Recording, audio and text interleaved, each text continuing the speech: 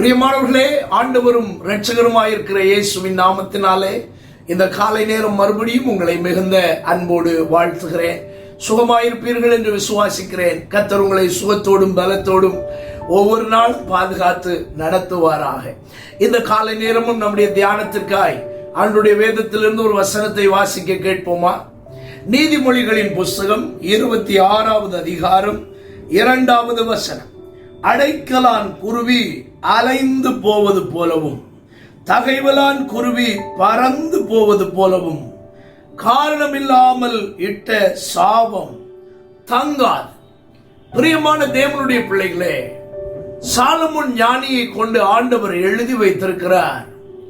ஒரு மனிதனுடைய வாழ்க்கையிலே காரணமில்லாமல் ஒருவர் போடுகின்ற விடுகின்ற சாபம் ஒரு நாளும் அது தங்காதாம், பலிக்காதாம்.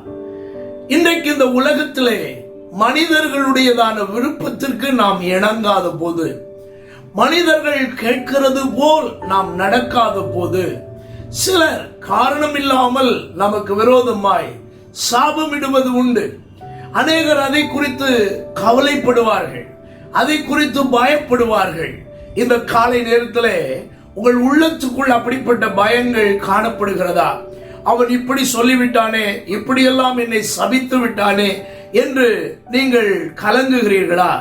இன்றைக்கு நான் உங்களுக்கு சொல்லுகிறேன், அது எவ்வளவு பெரிய மனிதனாயிருந்தாலும் சரி, எவ்வளவு பயங்கரமான ஆளாயிருந்தாலும் சரி, உங்கள் பக்கத்திலே தவறில்லாமல் இருக்க, நீங்கள் ஒரு மனிதனுக்கு தீமை செய்யாமல் இருக்க, உங்களுக்கு விரோதமாய் ஒரு மனிதன் சாபமிட்டால், உங்களுக்கு விரோதமாய் தன் வாயை திறந்து ஏதாயிலும் ஒரு தீமையான காரியத்தை, இது உன்மேல் வரும் பார், இப்படி உனக்கு சம்பவிக்கும் பார் என்று சவால் விட்டு உங்களுக்கு விரோதமாய் சாபங்களை கூறினார், இன்றைக்கு ஆண்டவர் உங்களை பார்த்து சொல்லுகிறார், பயப்படாதே, காரணம் இல்லாமல் இட்ட சாபம் உன்மேல் தங்குவதற்கு நான் இடம் கொடுக்க மாட்டேன் என்று ஆண்டவர் சொல்லுகிறார். ஆகவே உங்கள் உள்ளம் தைரியமாக இருப்பதாக. எந்த மனிதன் எப்படிப்பட்ட விதத்தில் தேவையில்லாமல் சாபங்களை போட்டாலும் நீங்கள் கவலைப்படாதிருங்கள். தேவனுடைய மனிதனாகிய தாவீது ராஜா சொன்னது போல, அவர்கள் சபித்தாலும் நீர் ஆசீர்வதியும் ஆண்டவரே என்று அவர் ஜெபித்தார். அதுபோல உங்கள் வாயை திறந்து சொல்லுங்கள், ஆண்டவரே, அவர்கள் சபித்தாலும் நீர் என்னை ஆசீர்வதிப்பீராக. அவர்கள் சாபமான வார்த்தைகளை கூறினாலும் நீர் எனக்கு நன்மையான ஈவுகளை தந்து என்னை ஆசீர்வதிப்பீராக.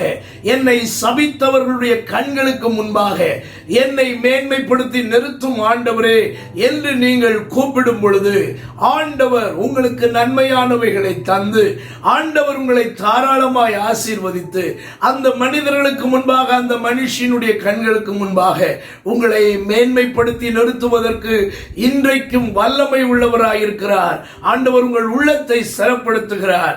இன்றைக்கும் காலை நேரம் உங்களை பார்த்து சொல்லுகிறார், காரணம் இல்லாமல் இட்ட சாபம் தங்காது, கவலைப்படாதே என்று சொல்லுகிறார். பிரியமானவர்களே, மனதிலே தைரியமடையுங்கள். உங்களை தேவன் ஆசீர்வதிப்பதற்கு உண்மை உள்ளவராயிருக்கிறார். நாம் ஜெபிப்போமா? சகல சாபங்களையும் ஆசீர்வாதமாய் மாற்றுகிற எங்கள் நல்ல தகப்பனே, இன்றைக்கும் ஆண்டவரே, காரணமில்லாமல் இட்ட சாபம் தங்காது என்று உம்முடைய வேத வார்த்தையிலே நாங்கள் படித்தோமே. இன்றைக்கும் காலை நேரத்தில் ஏதோ தேவையில்லாத விஷயத்திற்காக சாபங்களை போட்டதினாலே மனம் சோர்ந்து போய் சபித்து விட்டார்கள் என்று கலங்கி கொண்டிருக்கிற எந்த தேவ பிள்ளைகளானாலும் சரி, ஆண்டவரே, காரணமில்லாமல் இடுகிற சாபம் தங்காது என்பதை உறுதியாய் அறிந்து கொண்டு, தாவீதை போல அவர்கள் சபித்தால் நீர் என்னை ஆசீர்வதியும் என்கிற அந்த விசுவாசத்தோடு கூட இவர்கள் நடப்பதற்கு உதவி செய்வீராக. தொடர்ந்து உம்முடைய கிருபைக்குள்ளே மூடும் இந்த நாளையும் எங்களுக்கு ஆசீர்வாதமாய் மாற்றித்தார். இரட்சகர் இயேசுவின் நாமத்தில் வேண்டிக் கொள்கிறோம் எங்கள் நல்ல பிதாவே, ஆமென். God bless you. கர்த்தர் உங்களை ஆசீர்வதிப்பார். ஆமென்.